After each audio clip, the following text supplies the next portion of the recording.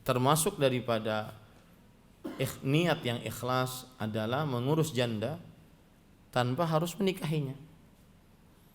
Tetapi kalau seandainya jandanya mau dinikahi, fabiha wa ni'mah, maka itu berarti bonus. Ya.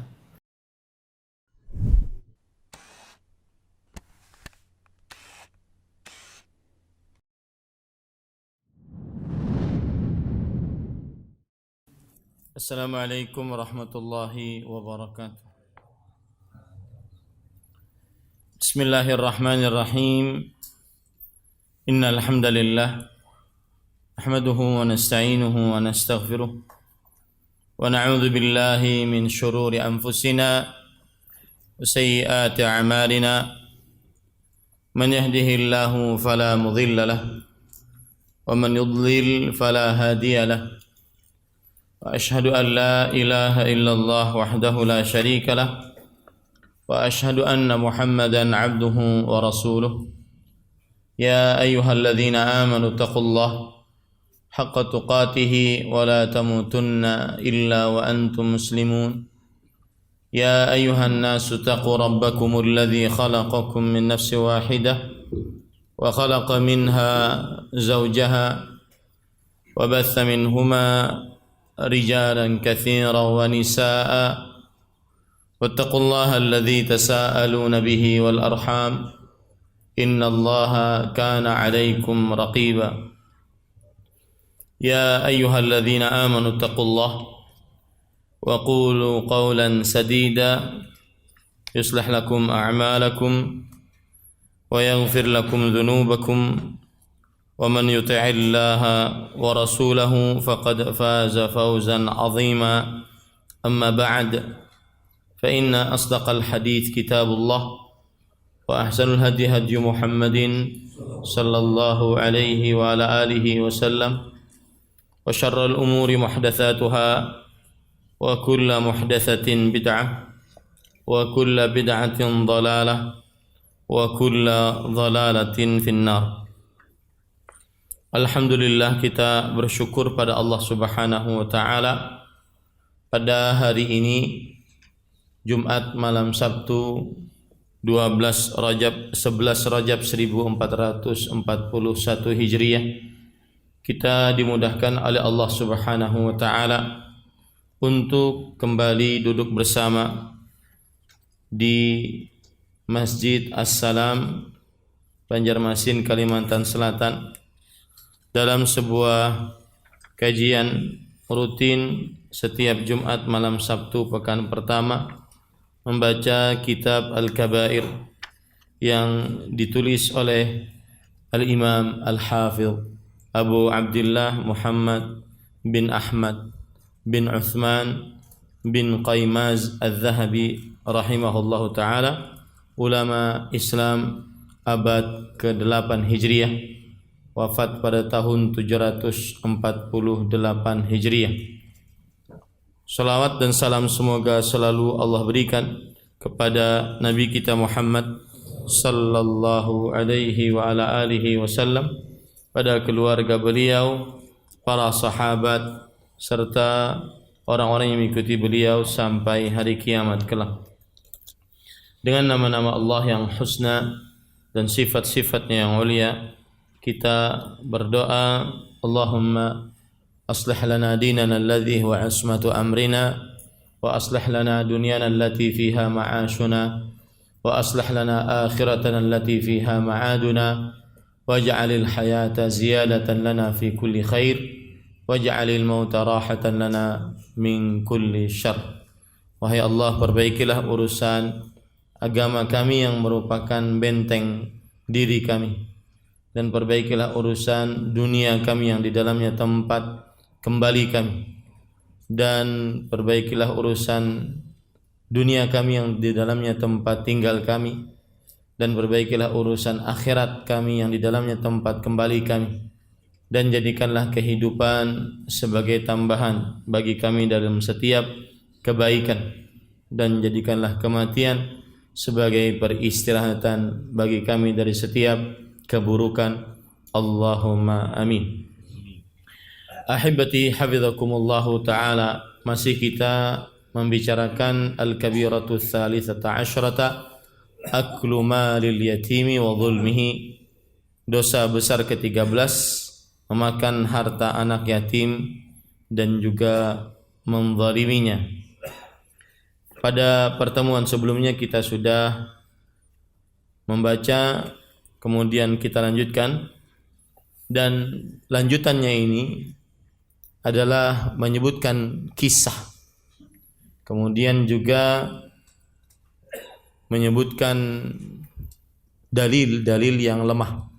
Jadi kita baca saja secara ringkas dan cepat karena dalilnya pun lemah, kisahnya pun tidak ada sandarannya yang disebutkan oleh penulis. Naam. Penulis mengatakan wa mimma hukiya an ba'dhi salafi qal, dikisahkan seorang salaf berkata. Di sini tidak diketahui siapa salaf tersebut, dan kisah ini pun juga tidak ada sandarannya, tidak disebutkan di dalam kitab-kitab terjemahannya pun juga tidak disebutkan bahwa kisah ini datang dari kitab mana. Tetapi kita baca karena kita membaca kitab. Seorang salaf tersebut berkata, kuntu fi bidayati amri mukibban 'ala al-ma'asi wa syurbil khamr, fa dhafirtu yawman bi sabiyyin yatimin faqirin, fa akhadtuhu wa ahsantu ilayhi wa at'amtuhu wa kasawtuhu wa adkhaltuhu al-hammam wa azaltu syu'thahu wa akramtuhu kama yukrimu ar-rajulu waladahu bal akthar, fabittu laylatan ba'da dhalik fara'aitu fi an-nawmi anna al-qiyamata qad qamat wa du'itu ila al-hisab. Dikisahkan salah seorang salaf berkata, dahulu aku adalah seorang yang tenggelam dalam berbagai macam perbuatan maksiat dan mabuk-mabukan. Pada suatu hari aku menemukan seorang anak yatim yang miskin. Lalu aku ambil anak yatim itu dan aku berbuat baik kepadanya. Aku beri ia makan, pakaian, dan aku mandikan ia sampai bersih semua kotoran yang menempel di tubuhnya, dari ujung rambut sampai ujung kaki. Aku menyayanginya seperti seorang ayah menyayangi anaknya, bahkan lebih. Malamnya aku tidur dan bermimpi bahwa kiamat sudah tiba. Aku dipanggil menuju hisab. Wa umira bi ila an-nar li su'i ma kuntu alaihi min al-ma'asi. Fasahabatni az-zabaniyah liyamdu bi ila an-nar. Wa ana baina aydihim haqirun dhalilun yajurruni syuhthan ila an-nar. وإذا بذلك اليتيم قد اعترضني بالطريق وقال خلوا عنه يا ملائكة ربي حتى أشفع له إلى ربي فإنه قد أحسن إلي وأكرمني. Malamnya aku tidur dan bermimpi bahwa kiamat sudah tiba. Aku dipanggil menuju hisab. Kemudian aku diperintahkan untuk masuk neraka karena banyaknya dosa dan maksiat yang aku kerjakan. Malaikat Zabaniyah menyeretku untuk memasukkanku ke dalam neraka. Saat itu aku merasa kecil dan hina di hadapan mereka. Tiba-tiba anak yatim itu menghadang di tengah jalan sambil berkata, tinggalkan ia, wahai malaikat Rabbku, biarlah aku memintakan syafaat untuknya kepada Rabbku.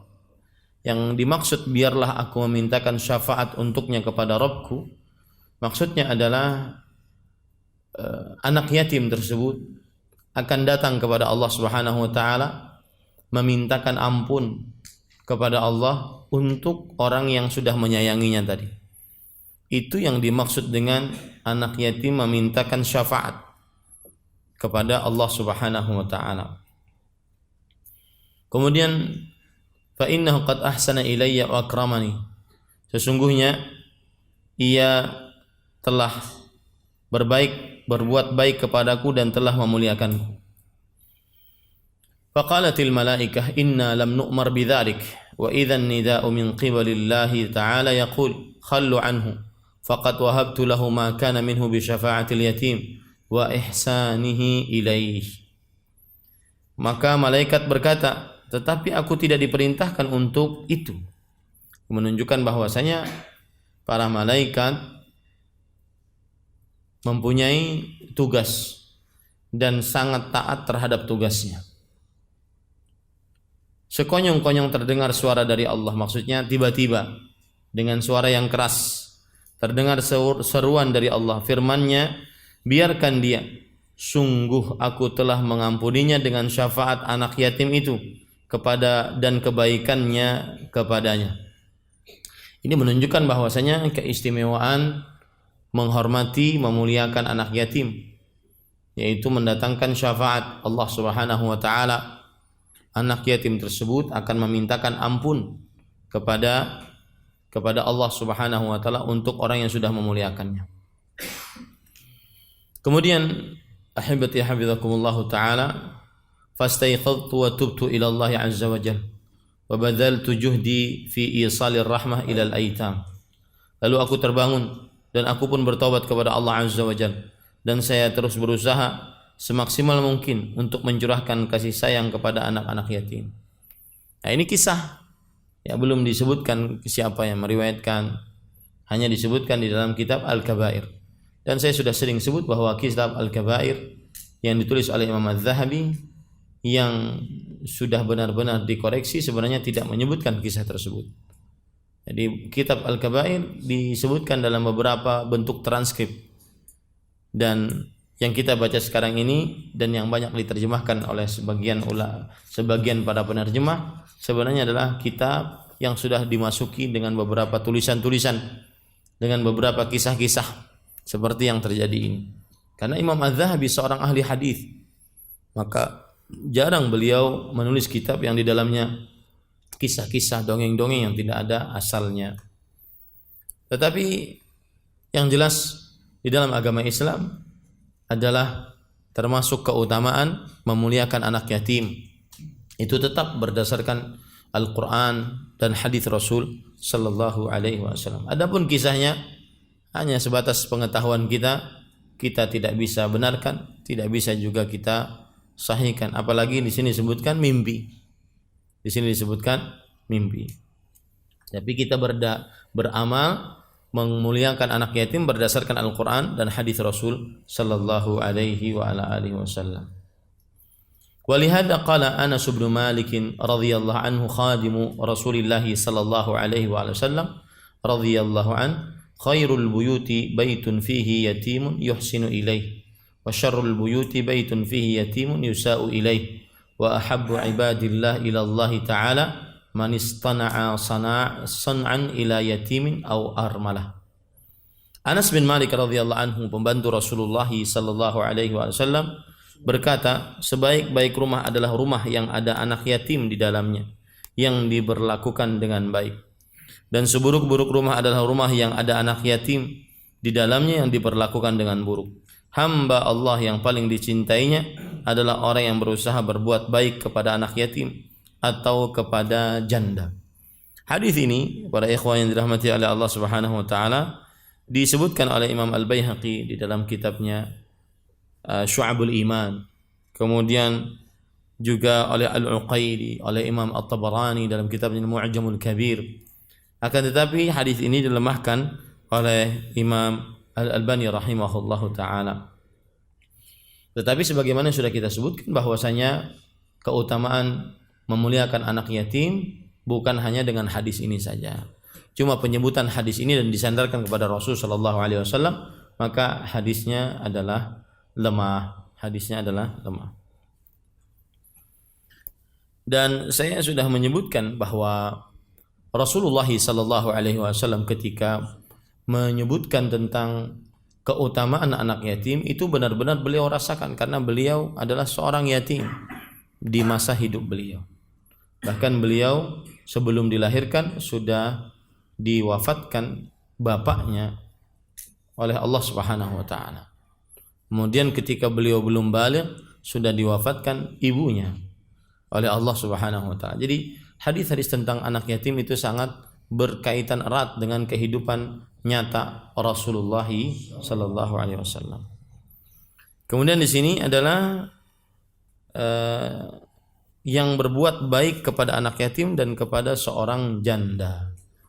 Berbuat baik bisa dengan menikahinya janda tersebut ataupun bisa dengan menafkahinya. Bisa dengan menikahinya ataupun bisa dengan menafkahinya. Tetapi secara dalil dan sanad mata rantai perawi hadis ini adalah hadis yang lemah. Dan hadis yang sahih banyak. Wa ruya anna Allah Ta'ala auha ila Dawud alaihi salam, ya Dawud kun lil yatimi kal abir rahim wa kun lil armalati kaz zawj syafiq wa'lam kama tazra'u kama tazra' kadza tahsad wa ma'nahu annaka kama taf'alu kadzalik yaf'alu ma'aka ay la budda an tamuta wa yabqa laka waladun yatimun aw imra'atun armalah. Diriwayatkan, lihat kata-kata diriwayatkan ini juga menunjukkan kepada kelemahan. Jadi disebutkan di dalam bahasa Indonesia diriwayatkan adalah bentuk pasif, bukan bentuk aktif. Diriwayatkan, dan di dalam bahasa hadis kata diriwayatkan menunjukkan kepada kelemahan, yaitu sighatut tamrid, yaitu kata yang menunjukkan kepada kelemahan. Diriwayatkan bahwa Allah Subhanahu wa taala mewahyukan kepada Daud alaihi salam, wahai Daud, jadilah untuk anak yatim sebagai ayah yang penyayang, dan jadilah untuk janda sebagai suami yang pengasih. Ketahuilah, sebagaimana engkau telah menanam, engkau pun akan menuai. Maksud dari kalimat terakhir adalah sebagaimana engkau berbuat, maka orang lain pun akan berbuat yang sama terhadapmu, karena engkau akan mati dan meninggalkan anak istri. Ini menunjukkan bahwasanya kita akan mati. Dan kalau seandainya kita mati duluan, berarti tertinggal anak istri kita. Anak istri kita berarti menjadi janda, berarti menjadi anak yatim. Ya, na'udzubillah sebelum kita. Tetapi kalaupun terjadi seperti itu, sebagaimana kita berbuat kepada seorang anak yatim, kepada seorang janda, yaitu berbuat baik, memuliakannya, maka nanti pada suatu saat kita juga akan, keluarga kita juga, kalau seandainya kita meninggal sebelum istri dan anak-anak kita, maka kita, istri dan anak-anak kita pun akan dimuliakan akibat perbuatan kita yang kita lakukan. Dan inilah yang disebut dengan al-jaza min jinsil amal, pahala sesuai dengan jenis perbuatan. Dan ini juga hadis di dalamnya terdapat seorang perawi yang dilemahkan oleh para ulama rahimahumullahu taala. Apalagi disebutkan di dalam bentuk tamrid, yaitu bentuk kata fasif diriwayatkan, menunjukkan kelemahan. Wa qala Daud alaihi salam fi munajatih, ilahi ma jazaa'u man asnada al-yatima wal armalata ibtigha'a wajhik, qala jazaa'uhu an adhillahu fi dhilli yawma la dhilla illa dhilli, ma'nahu dhillu arsy yawmal qiyamah. Dalam satu munajatnya, maksud munajat itu adalah berdoa, Daud alaihissalam bertanya, duhai ilahku, duhai Allahku. Ilah diambil dari kata-kata alaha ya'lahu, al-ilahu, yang artinya al-ma'bud, yang disembah. Maka salah satu nama Allah adalah al-ilah, yaitu sembahan, zat yang disembah. Duhai ilah, apakah pahala bagi orang yang menyayangi anak yatim dan janda untuk mengharap wajahmu semata? Maksudnya dia tidak ingin apa-apa, dia memuliakan anak yatim, dia mengurus janda, tidak ingin mendapatkan duniawi, tetapi benar-benar semata hanya karena Allah Subhanahu wa taala. Maka Allah Subhanahu wa taala dalam riwayat yang lemah ini menjawab, pahalanya aku naungi ia di bawah naunganku pada hari tidak ada naungan selain naunganku, yaitu di hari kiamat. Ya, ketika bumi diganti dengan bumi, langit diganti dengan langit, langit dilipat oleh Allah Subhanahu wa taala, tidak ada satupun bangunan yang bisa dijadikan sebagai tempat berteduh. Maka pada saat itu hanya ada naungan Allah Subhanahu wa taala. Maksudnya adalah naungan arsyku pada hari kiamat. Arsy adalah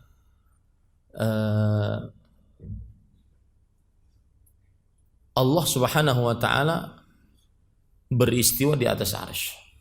Dan orang Arab menyatakan arsy adalah sarirul mulk, yaitu ranjangnya para raja. Allah Subhanahu wa taala a'lam, lebih mengetahui bagaimanakah sifat arsy-nya Allah Subhanahu wa taala. Yang jelas dia adalah akbaru makhluqatillah azza wa jalla. Dia adalah makhluk Allah yang paling besar. Arsy-nya Allah Subhanahu wa taala. Ada juga kursi. Kursi adalah maudhi'u qadamai rahman. Tempat dua telapak kaki Allah Subhanahu wa taala. Dan besarnya kursi dibandingkan arsy itu seperti besarnya cincin jika dilempar pada padang pasir. Besarnya arsy dibandingkan kursi seperti cincin dilempar pada padang pasir. Cincin tersebutlah kursinya, sedangkan arsy-nya Allah Subhanahu wa taala padang pasir. Ini perumpamaan yang disebutkan oleh Rasulullah sallallahu alaihi wasallam. Dan ini makhluk-makhluk Allah yang agung, yang wajib kita percayai. Dan Allah Subhanahu wa taala beristiwa di atas arsy. Istiwa yaliqu bi jalalihi wa 'azamatihi. Istiwa yang sesuai dengan keagungan dan kemuliaan Allah Subhanahu wa taala.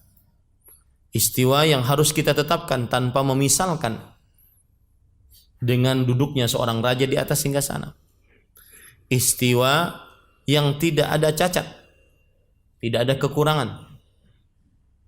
Istiwa yang sesuai dengan keagungan dan kemuliaan Allah Subhanahu wa taala. Itu namanya arsy. Arsy adalah sarirul mulk, kasurnya para raja secara bahasa. Dan kita, wallahu alam, Allah yang lebih mengetahui bagaimana arsy-nya Allah Subhanahu wa taala. Yang jelas kita menetapkan bahwa Allah memiliki arsy. Dan di bawah arsy ada kursi. Kursi artinya adalah maudhi'u qadamai rahman, tempat kedua telapak kaki Allah Subhanahu wa taala.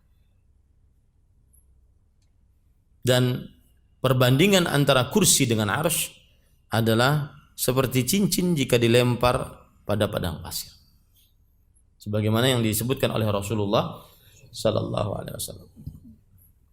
Sebagian orang ketika berbicara seperti ini menuduh bahwasanya Anda sudah mentajsim,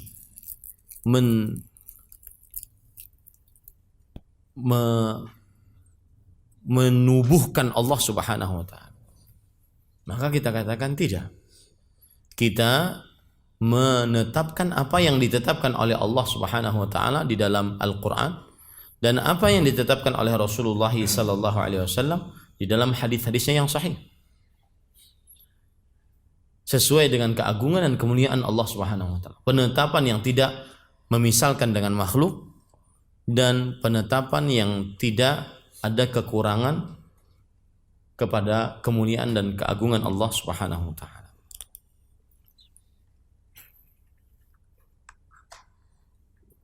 Dan inilah yang dilakukan dan dipahami oleh Nabi dan para sahabatnya serta para tabi'in, para tabi'ut tabi'in yang mengikuti para sahabat dengan baik. Kemudian diikuti oleh para imam yang 4 dan imam-imam dalam agama Islam. Lalu pada abad keempat Hijriah timbullah orang-orang yang ahli kalam, ahli filsafat, yang mengadopsi ilmu teologinya, ketuhanannya, akidahnya dari filsafat Yunani. Maka akhirnya mereka menganalogikan Allah Subhanahu wa taala dengan makhluk. Makanya berbicara tentang Allah, tentang akidah melalui ilmu filsafat haram. Karena kita tidak bisa menganalogikan Allah Subhanahu wa taala. Sebabnya Allah Subhanahu wa taala kita belum pernah lihat. Kita bisa menganalogikan sesuatu apabila sesuatu tersebut kita bisa lihat. Saya bisa menceritakan tentang gajah karena saya pernah melihat gajah. Saya bisa menceritakan yang semisal dengan gajah karena saya pernah melihat gajah. Atau saya pernah mendengar tentang gajah karena orang yang pernah melihat gajah menceritakan dengan baik tentang gajah. Dari tiga hal itu kita bisa berbicara tentang sesuatu. Dari penglihatan kita terhadap sesuatu tersebut, atau dari misal dari sesuatu tersebut, atau dari kabar yang valid. Begitulah kita berbicara tentang Allah Subhanahu wa taala. Kita tidak bisa berbicara tentang Allah dari tahapan yang pertama karena kita tidak pernah melihat Allah Subhanahu wa taala, dan tidak ada makhluk di atas muka bumi ini yang pernah melihat Allah Subhanahu wa taala. Hatta Nabi Muhammad sallallahu alaihi wasallam. Atau yang kedua, kita juga tidak bisa berbicara tentang Allah melalui tahapan yang kedua, yaitu melalui tahapan semisal dengan Allah, karena kita tidak pernah melihat yang semisal dengan Allah, dan tidak ada yang semisal dengan Allah. Walam yakul lahu kufuwan ahad. Laisa kamitslihi syai'. Tahapan yang ketiga yang bisa kita lakukan adalah berbicara tentang Allah dengan kabar yang valid. Dan itu kita dapati dari Al-Quran, dari hadis-hadis Rasul sallallahu alaihi wasallam yang sahih, yang menceritakan tentang sifat-sifat dan nama-nama Allah Subhanahu wa taala. Makanya ketika kita berbicara tentang arusy, berbicara tentang kursi, jangan pernah ada kata kita memisalkannya dengan makhluk. Berbicara tentang istiwa, berbicara tentang turunnya Allah Subhanahu wa taala sepertiga malam terakhir, jangan pernah ada kata memisalkan dengan makhluk. Kenapa? Karena Allah Subhanahu wa taala tidak bisa dianalogikan dengan makhluk. Ini para ikhwan yang dirahmati oleh Allah Subhanahu wa taala. Pun sebagian ikhwan mendengarnya, masa tempat kedua telapak kakinya Allah Subhanahu wa taala. Maka pada saat itu kita, karena itu disebutkan dalam hadis sahih, maka kita menetapkan tanpa memisalkannya dengan makhluk. Bukankah Allah Maha mendengar? Allah Maha mendengar. Maka kita tetapkan tanpa memisalkannya dengan makhluk. Sama seperti itu. Kalau Allah Subhanahu wa taala Maha mendengar, Maha melihat, yang itu merupakan sifat dzatiyah Allah Subhanahu wa taala, maka begitu juga sifat zatnya Allah Subhanahu wa taala, kedua telapak kaki Allah Subhanahu wa taala. Tidak bisa kita samakan dengan makhluk.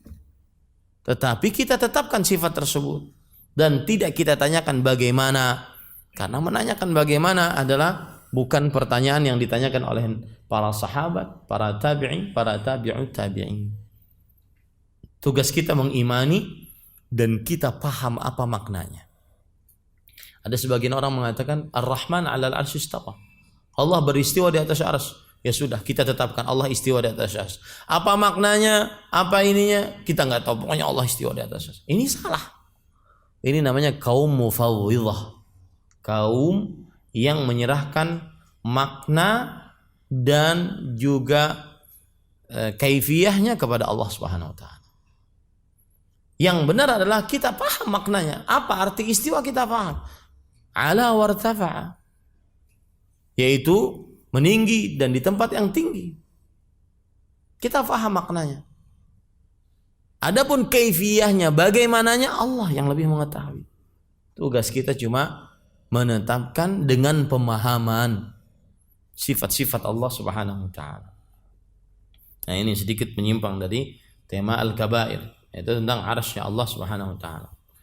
Dan orang yang belajar akidah para ikhwah, dia tidak akan terbata-bata menjelaskan akidah yang benar, terutama tentang ma'rifatullah, mengenal Allah, mengenal nama-nama Allah, sifat-sifat Allah Subhanahu wa taala. Karena memang dia duduk dengan guru, bersimpuh lama mengkaji tentang nama-nama dan sifat-sifat Allah Subhanahu wa taala. Adapun yang baru-baru belajar otodidak, baru-baru baca, baru-baru, dia akan sesuai dengan apa yang ada di dalam hawa nafsunya.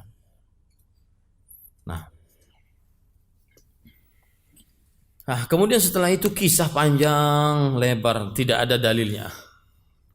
Ya, panjang lebar tidak ada dalilnya. Saya sebenarnya ingin meninggalkan, cuma di sini ada penyebutan tentang Rasulullah SAW. Jadi mau tidak mau kita baca. Penulis mengatakan, wa mimma jaa fi fadl ihsan ila al-armalati wal yatim an ba'd al-alawiyyin wa kana nazilan bi balagh min biladil ajam wa lahu zawjatun alawiyyah wa lahu minha banat wa kanu fi sa'atin wa ni'mah famata az-zawju wa asaba al-mar'ah wa banatuha ba'dahu faqru wal qillah فخرجت ببناتها إلى بلدة أخرى خوف شماتة الأعداء واتفق خروجها في شدة البرد فلما دخلت ذلك البلد أدخلت بناتها في بعض المساجد المحجورة ومضت تحتال لهم في القوت فمرت بجمعين جمع على رجل مسلم وهو شيخ البلد وجمع على رجل مجوسي وهو ضامن البلد فبدأت بالمسلم وشرحت حالها له وقالت أنا امرأة علوية ومعي بنات أيتام أدخلتهم بعض المساجد المهجورة وأريد الليلة قوتهم فقال لها أقيمي عندي البينة أنك علوية شريفة فقال أنا امرأة غريبة ما في البلد من يعرفني فأعرض عنها فمضت من عنده منكسرة القلب فجاءت إلى ذلك الرجل المجوسي فشرحت له حالها وأخبرت أن معها بنات أيتام وهي امرأة شريفة غريبة وقصت عليه ما جرى لها مع الشيخ المسلم فقام وأرسل بعض نسائه وأتوا بها وبناتها إلى داره فأطعمهن أطيب الطعام وألبسهن أفخر اللباس وباتوا عنده في نعمة وكرامة. Yang artinya ini ceritanya malah tidak bagus, ceritanya menjelekkan orang Islam. Ada sebuah kisah berkenaan dengan berbuat baik kepada janda dan anak yatim. Ada satu keluarga yang masih merupakan keturunan sahabat Ali bin Abi Thalib, Alawiyah, Al-Alawi. Dan di antara para habaib juga banyak yang merupakan Alawi. Ya, seperti kalau tidak salah ya, As-Saqqaf, Al-Attas, Al-Idrus. Itu Alawiyah. Mereka adalah keturunan dari Ali bin Abi Thalib yang nikah dengan Fatimah radhiyallahu anha dan melahirkan Al-Hasan, dan dari situlah nanti keturunan Alawi, dan itu adalah salah satu keturunan yang tinggi dalam keluarga Nabi Muhammad sallallahu alaihi wasallam. Mereka tinggal di luar tanah Arab di kota Balakh dengan kecukupan. Seorang suami, istri dan anak-anak perempuan. Suatu hari meninggallah sang suami dan kehidupan pun berbalik 180 derajat. Janda dan anak-anak perempuannya jatuh miskin. Akhirnya mereka pun meninggalkan negeri mereka akan kejahatan orang-orang yang tidak suka dengan keberadaan mereka. Kebetulan ketika itu musim dingin sedang hebat-hebatnya. Ketika memasuki sebuah negeri, wanita itu menempatkan anak-anaknya di sebuah masjid tua yang sudah lama tidak dipakai. Ia sendiri pergi mencarikan sesuap makanan untuk mereka. Malam itu ia melewati 2 komplek. Pertama dipimpin oleh seorang lelaki muslim yang adalah Syekhul Balad, petinggi negeri itu.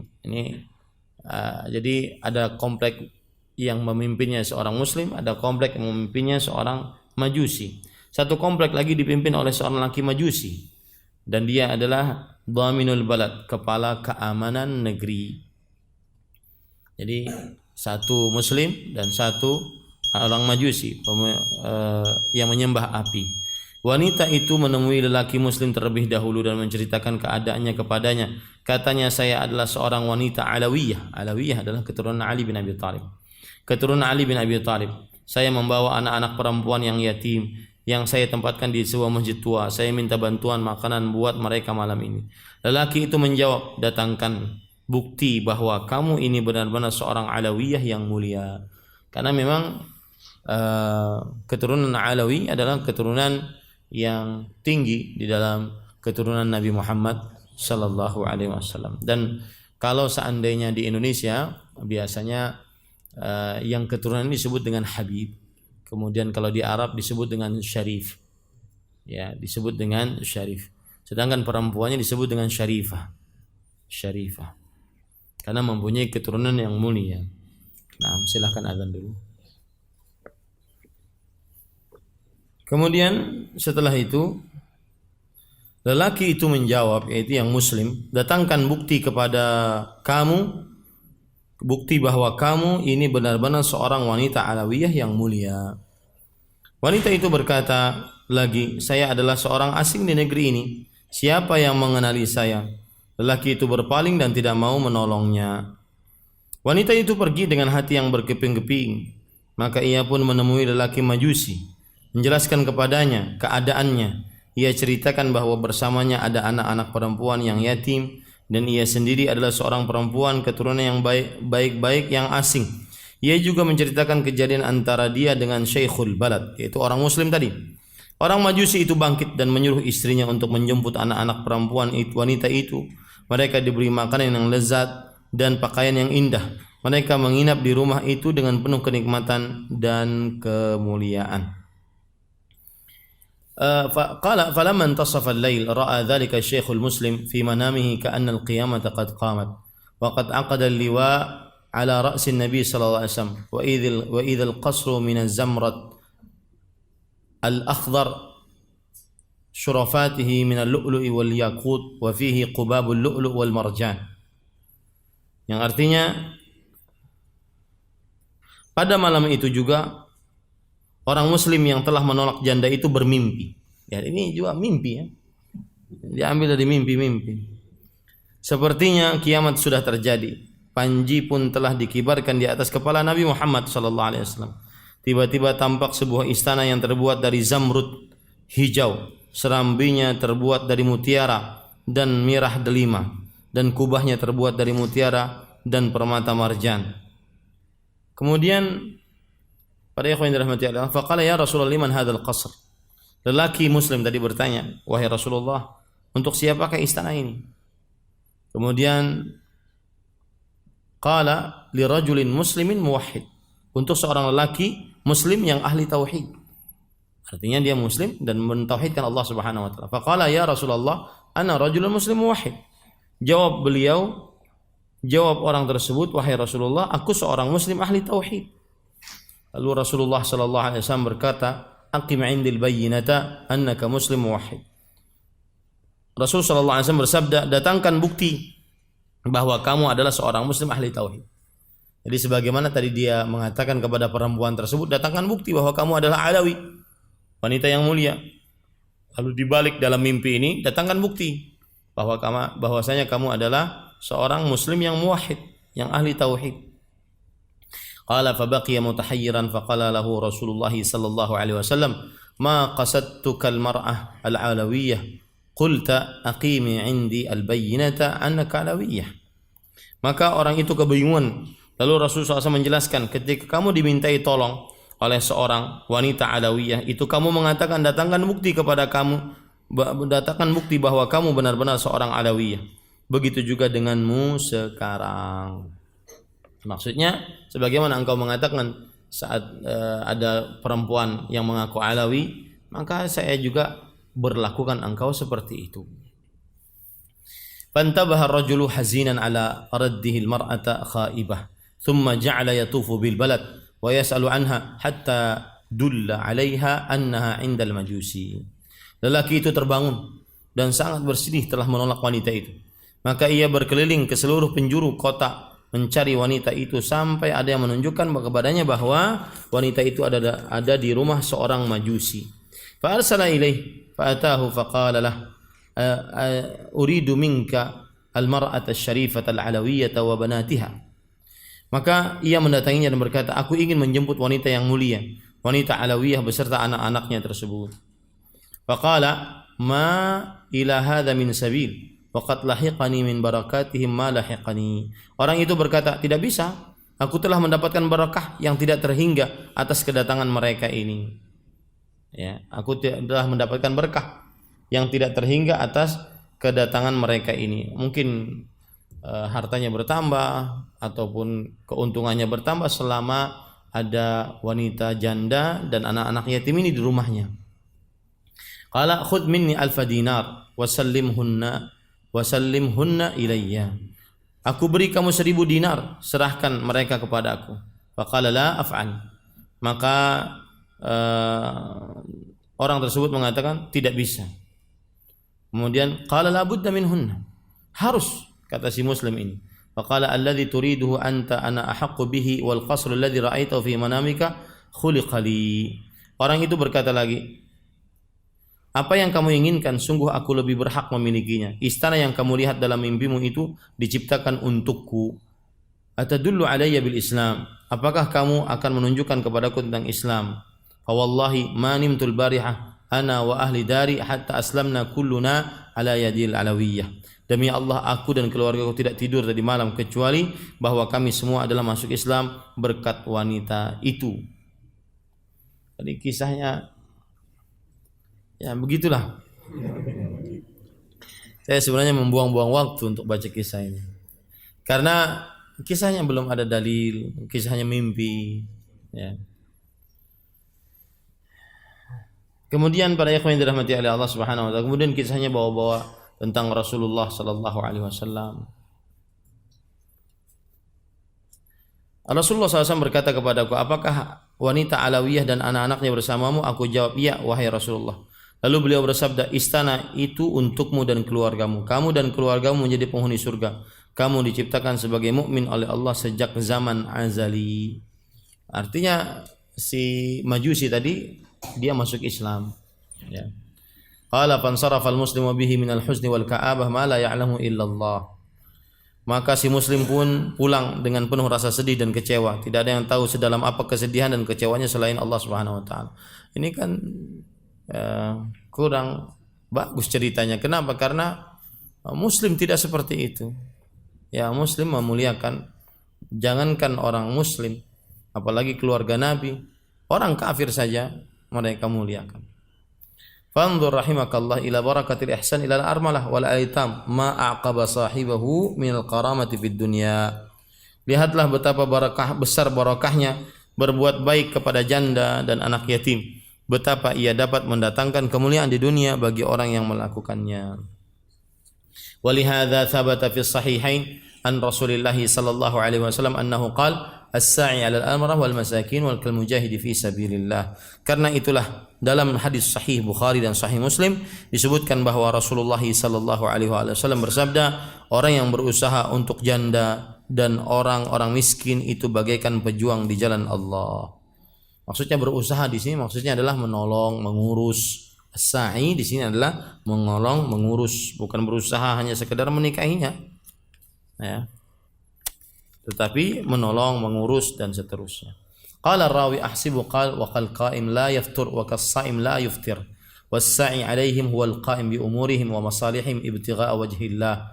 Ta'ala wa waffaqana Allahu lidzalika bimannihi wa karamihi an innahu jawadun karim raufun ghafurur rahim.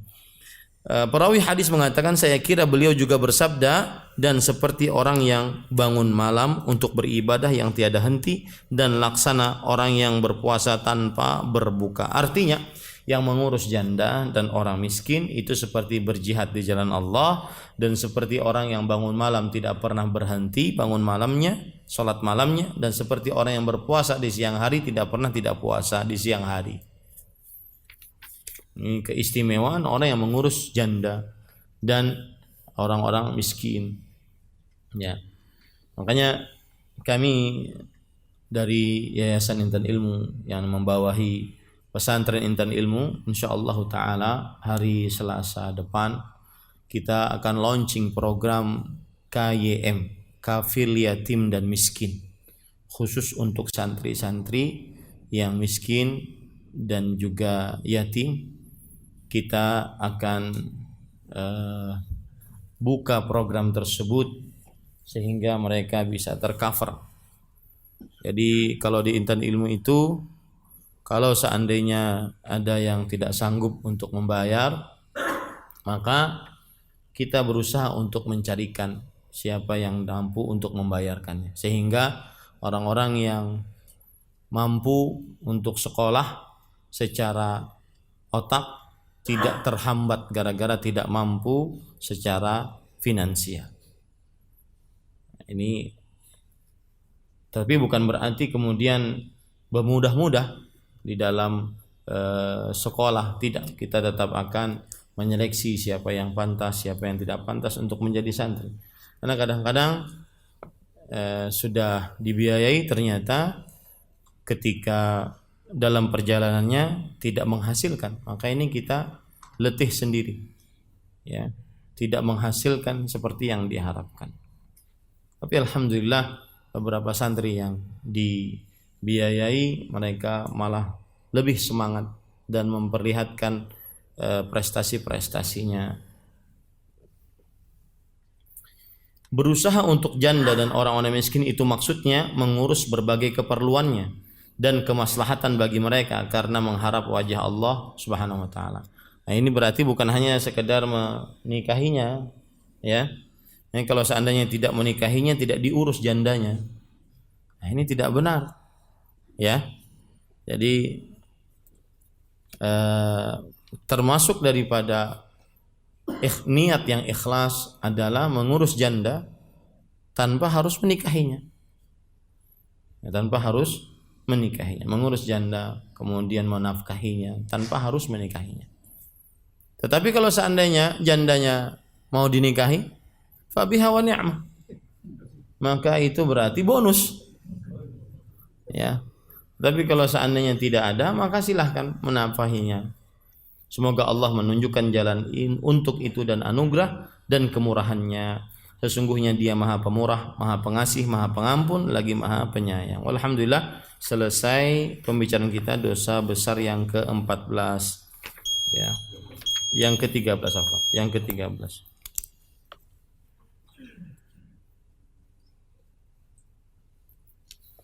Nah, kita masuk ke dalam pertanyaan.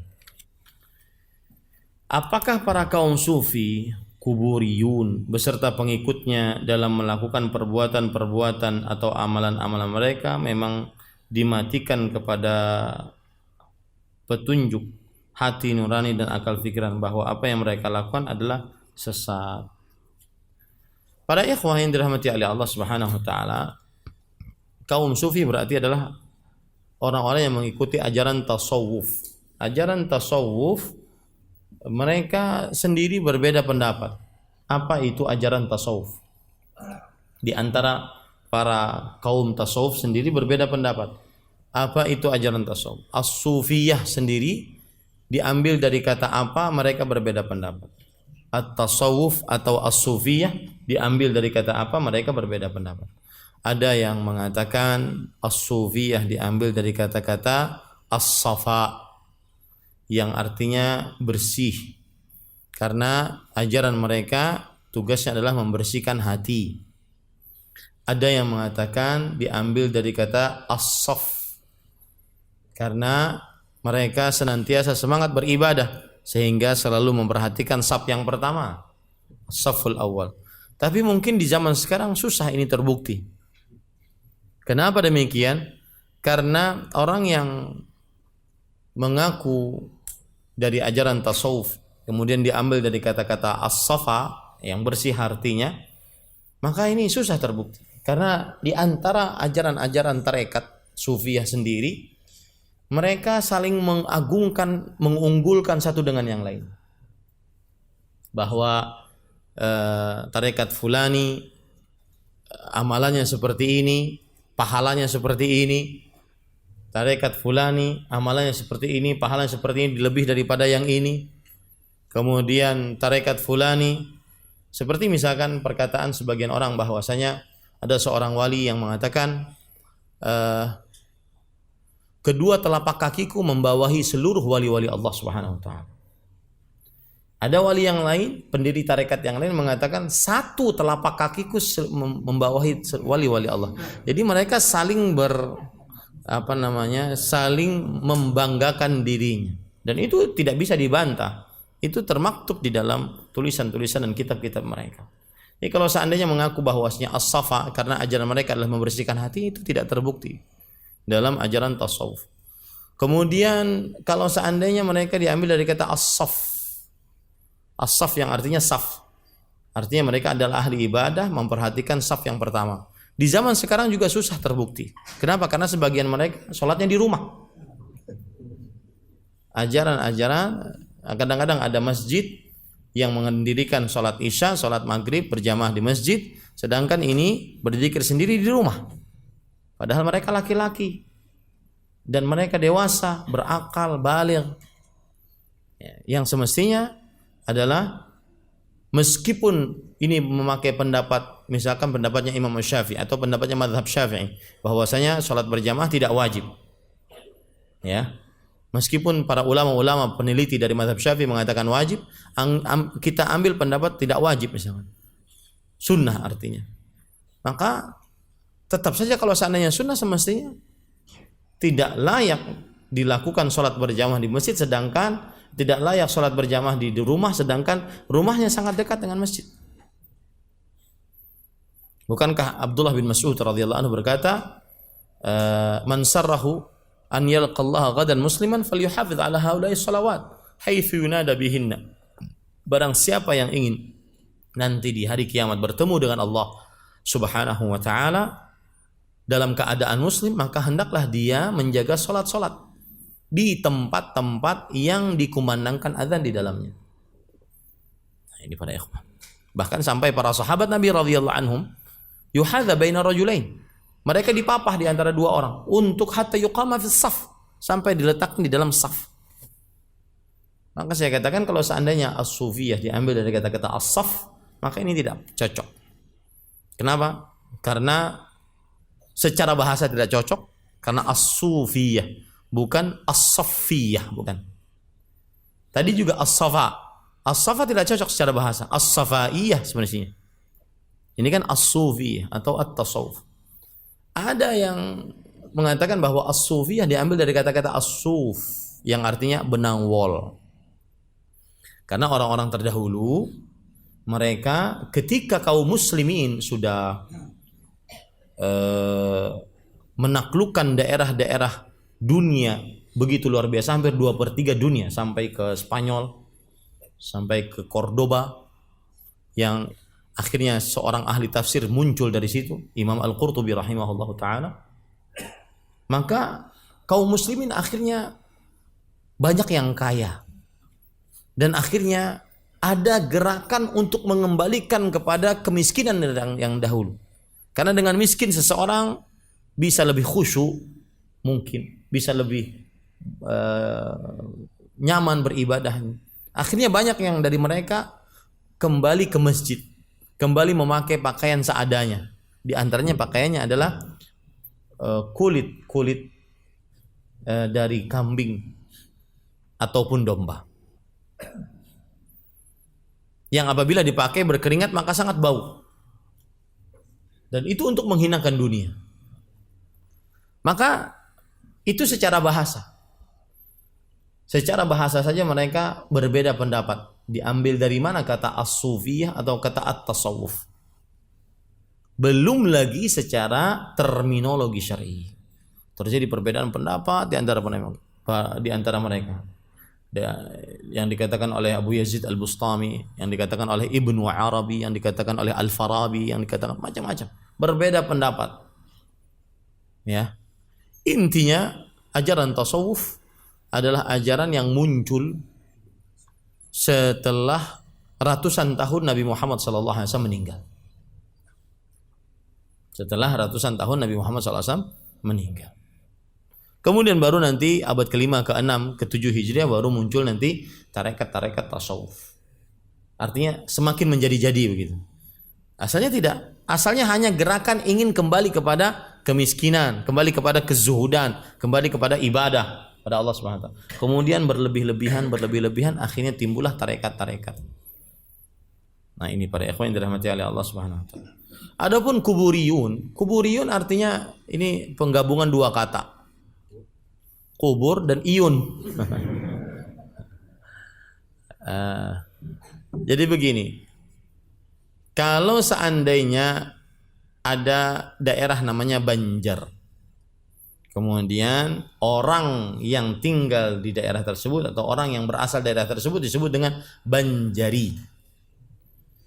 Berarti kan dia adalah berasal dari kota Banjar. Seperti Madinah adalah kota Al-Madinah. Orang yang berasal dari situ Al-Madani. Nah, kalau banyak menjadi Madaniyun, Banjariyun. Nah, ini sama, kuburiyun. Berarti berasal dari kubur. Ya, kalau satu orang berarti kuburi, dua berarti kuburiyun. Apa yang dimaksud ini? Yang dimaksud ini adalah orang-orang yang mungkin terlalu berlebih-lebihan di dalam perihal kuburan. Sunnah Nabi Muhammad SAW tidak ada keraguan di dalamnya bahwasanya termasuk ibadah yang sangat disyariatkan di dalam agama Islam adalah berziarah kubur. Tidak ada yang menolak akan syariat ini. Yang menolaknya kafir. Berziarah kubur sunnah Rasulullah SAW. Nabi Muhammad SAW bersabda, "Kuntu nahaitukum an ziyaratil qubur fazuruha, fa innaha tudzakirukumul akhirah." Sesungguhnya aku melarang kalian untuk berziarah kubur, maka ziarahilah. Sesungguhnya ia mengingatkan kalian akan kehidupan akhirat. Nah, tetapi ada sebagian orang yang terlalu berlebih-lebihan di dalam perihal kuburan. Di antaranya adalah bertabarruk dengan kuburan tersebut. Maka belum ada contoh dari Nabi Muhammad SAW meletakkan air di kuburan seseorang. Nabi Muhammad SAW tidak pernah meletakkan air di kuburan para nabi sebelum beliau. Para sahabat Nabi radhiyallahu anhum tidak pernah meletakkan air di kuburan Nabi Muhammad sallallahu alaihi wasallam. Para sahabat Nabi radhiyallahu anhum dan para tabi'in tidak pernah meletakkan air di kuburan manusia yang paling saleh setelah para rasul dan para nabi, yaitu Abu Bakar As-Siddiq radhiyallahu anhu, Umar bin Khattab radhiyallahu anhu. Belum pernah ada. Nah, ini contoh daripada praktek yang tadi disebut dengan kuburiyun, yaitu orang-orang yang terlalu berlebihan terhadap perihal kuburan. Seperti misalkan juga berdoa kepada orang yang ada di dalam kubur. Seperti misalkan mengucapkan al-madad, al-madad. Berilah kami pertolongan, kekuatan, wahai penghuni kubur. Dan itu ada. Itu bukan dongeng, itu ada. Ya. Kemudian juga termasuk daripada praktek orang-orang yang terlalu berlebihan di dalam perihal kubur adalah menjadikan kuburan atau orang yang di dalam kubur tersebut sebagai perantara antara dia dengan Allah saat berdoa. Kemudian juga termasuk praktek yang belum dicontohkan oleh Rasul sallallahu alaihi wasallam tentang kuburan adalah mengkhususkan ibadah tertentu di samping kuburan. Merasa beribadah di samping kuburan lebih mustajab, lebih khidmat dibandingkan di dalam masjid. Ini adalah perasaan, keyakinan yang belum ada dalil dari Al-Quran dan hadis Rasul sallallahu alaihi wasallam. Wallahu a'lam.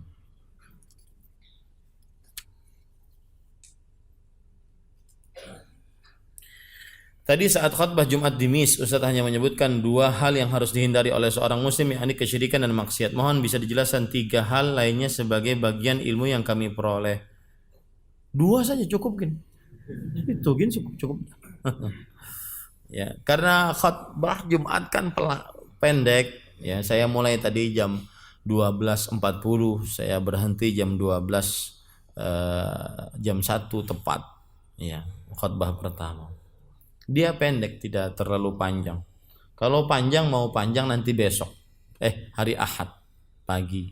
di Majelis Taklim Ar-Rahmat. Saya akan jelaskan tentang wabah corona. Berapakah batasan umur seorang yang disebut yatim? Kita sudah pernah jelaskan, yaitu yatim adalah sebelum baligh. Ya, yatim adalah sebelum baligh. Jadi kai-kai yang minta zakat lawan cucunya jangan menyebut namanya yatim. Cucu, aku nih yatim piatu tau kada cuy. Ini bukan yatim, karena yatim itu batasannya adalah sebelum baligh, sebagaimana hadis Rasul sallallahu alaihi wasallam. Apakah ada keutamaan seseorang yang mimpi bertemu Nabi Muhammad sallallahu alaihi wasallam? Iya. Keutamaan sangat luar biasa. Kenapa? Karena berarti dia bertemu dengan Rasulullah sallallahu alaihi wasallam. Man ra'ani faqad ra'ani fa inna syaitana la yatamatsalu bi. Siapa yang bermimpi bertemu dengan aku, maka sungguh dia telah bermimpi bertemu sungguh-sungguh dengan aku. Sesungguhnya syaitan tidak bisa memisalkan dirinya dengan aku. Ini berarti keistimewaan untuk orang tersebut bermimpi bertemu dengan Rasulullah sallallahu alaihi wasallam. Saya dulu kecil, umur kelas SMA. Saya mimpi bertemu dengan Abu Bakar As-Siddiq, Umar bin Khattab. Mungkin ini baru saya ceritakan sekarang. Seperti itu kisahnya. Nah, mimpi bertemu dengan Rasul sallallahu alaihi wasallam adalah keistimewaan bagi seseorang. Karena syaitan tidak bisa memisalkan dirinya dengan Nabi Muhammad sallallahu alaihi wasallam. Tetapi bukan berarti kalau dia mimpi bertemu dengan Nabi disebut sahabat Nabi. Kemudian menjadi new sahabat radhiyallahu anhu. Enggak. Ya, kemudian yang perlu diperhatikan juga, apakah memang benar dia bermimpi dengan Nabi? Karena sifat fisik Rasul sallallahu alaihi wasallam sudah dijelaskan begitu gamblang oleh para sahabat Nabi radhiyallahu anhum, terutama di dalam kitab Asy-Syama'il Al-Muhammadiyah yang tulis oleh Abu Isa At-Tirmidzi rahimahullah. Sifat-sifat fisik Rasul sallallahu alaihi wasallam dari mulai ujung rambut sampai ujung kaki, sampai bulu dada beliau yang seperti garis sampai ke pusar beliau, ya, diceritakan. Sampai sawaun al-batnu was-sadru, dada beliau sama dengan perutnya, tidak seperti sama dada dan perutnya, ya, fisik yang sangat istimewa. Makanya para musuh-musuh Nabi Muhammad sallallahu alaihi wasallam radhiyallahu anhu tidak pernah mencela Nabi Muhammad sallallahu alaihi wasallam. Dari fisik, dari akhlak tidak pernah. Ada manusia-manusia tengil di zaman sekarang yang menghina Rasul sallallahu alaihi wasallam. Ya. Dari fisiknya, baik itu dari mulai kecil sampai beliau meninggal. Bukankah Abu Bakar As-Siddiq radhiyallahu anhu mengatakan, tibta hayyan wa mayitan ya Muhammad. Saat Nabi Muhammad sallallahu alaihi wasallam wafat, maka Abu Bakar As-Siddiq datang dari Sinah, ujung kota Madinah, ke tempat istri keduanya. Jadi Abu Bakar As-Siddiq poligami. Ya. Poligami itu kebiasaan para sahabat. Antum kenapa enggak poligami? Ya. Itu kebiasaan para sahabat Nabi radhiyallahu anhu. Nah, kemudian beliau datang menemui Rasulullah SAW yang sudah ditutup wajahnya dengan kain. Lalu dibukalah oleh Abu Bakar As-Siddiq, kemudian dicium kening beliau, kemudian beliau mengatakan, sungguh engkau hidup dan mati dalam keadaan baik, wahai Muhammad sallallahu alaihi wasallam. Jadi Nabi Muhammad sallallahu alaihi wasallam fisiknya sudah diceritakan oleh para sahabat. Maka siapa yang mengaku bertemu dengan Rasul sallallahu alaihi wasallam selain fisik yang sudah diceritakan oleh para sahabat dengan hadis-hadis yang sahih, berarti itu bukan nabi. Itu mungkin kaibian. Ya, rambutnya putih, berataan lurus. Maka itu berarti bukan nabi. Karena Nabi Muhammad sallallahu alaihi wasallam saat wafat, uban beliau tidak lebih dari 20, baik di rambut ataupun di jenggot. Dan rambut Nabi Muhammad sallallahu alaihi wasallam tidak lurus lurus seperti orang Asia, tidak juga kribo seperti orang Afrika, tetapi bergelombang. Rajilus sya'ar, rambutnya bergelombang. Kadang-kadang rambut beliau dibelah dua, kadang-kadang rambut beliau diluruskan ke belakang. Ini diceritakan dengan jelas sedetil-detilnya oleh para sahabat Nabi radhiyallahu anhum. Kemudian yang perlu diperhatikan juga dalam perihal bermimpi tentang Nabi Muhammad sallallahu alaihi wasallam, bahwasanya kalau ada orang yang mengaku bermimpi bertemu Nabi Muhammad sallallahu alaihi wasallam kemudian mendapatkan syariat amalan yang belum ada di dalam Al-Qur'an atau hadis-hadis yang sahih, maka ini berarti bukan Nabi Muhammad sallallahu alaihi wasallam. Kenapa? Karena Allah Subhanahu wa taala berfirman, "Al-yauma akmaltu lakum dinakum." Hari ini kusempurnakan bagi kalian agama kalian. Maka berarti sempurna agama, tidak ada tambahan. Bahkan juga yang bertemu dengan Nabi Khadir, nama yang benar adalah Khadir, bukan Haidir. Haidir teman TK ulun. Ya, Khadir. Bertemu dengan Khadir kemudian bermimpi mendapatkan syariat baru, salat barukah, salawat barukah, tata cara barukah, zikir barukah. Maka ini belum bisa diterima. Kenapa? Karena Al-Qur'an telah menyebutkan al-yauma akmaltu lakum dinakum. Allahu a'lam. Yang dimaksud dengan menyantuni janda, apakah sama saja pahalanya untuk janda yang miskin maupun janda yang mampu dan berkecukupan? Maka jawabannya, yang dibantu yang miskin bauntung ae. Yang berkecukupan pian nikahi.